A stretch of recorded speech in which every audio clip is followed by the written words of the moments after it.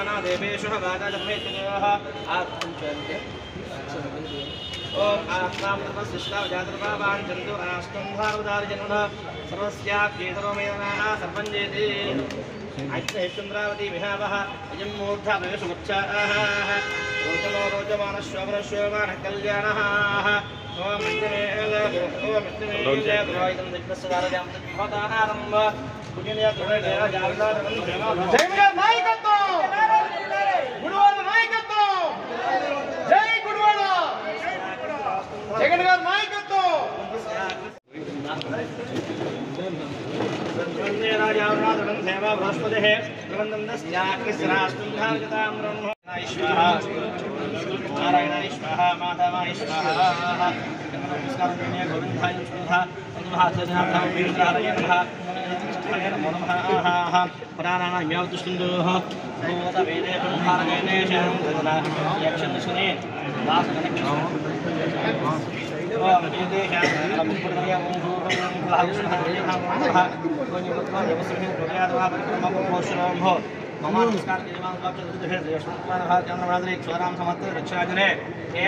मार्गश्रमासे शुक्लपक्षे एकास्यां रात्रः सौम्यवादने सुरक्षिते षड्वियोगे शुभकर्ण एवंशिष्टायां शुभो श्रीमान् परमशुभोत्रोद्रः श्रीमहाकान्ता विद्युराजने शिवसुतायां श्री वर्धमतये नमो नमः लम्भोदरं विशालाक्षं वंशेर् गणराजकुम्भ नमस्कारयेशनिकड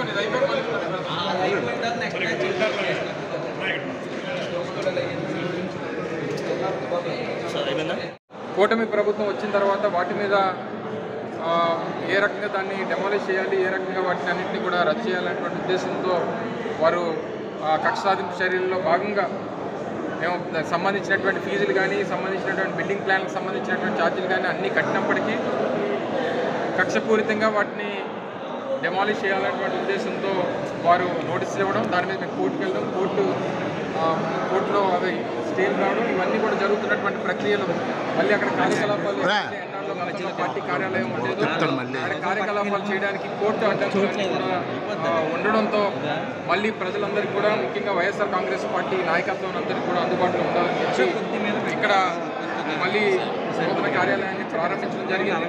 దానికి సంబంధించినటువంటి పూజా కార్యక్రమాన్ని ఈరోజు నిర్వహించాం.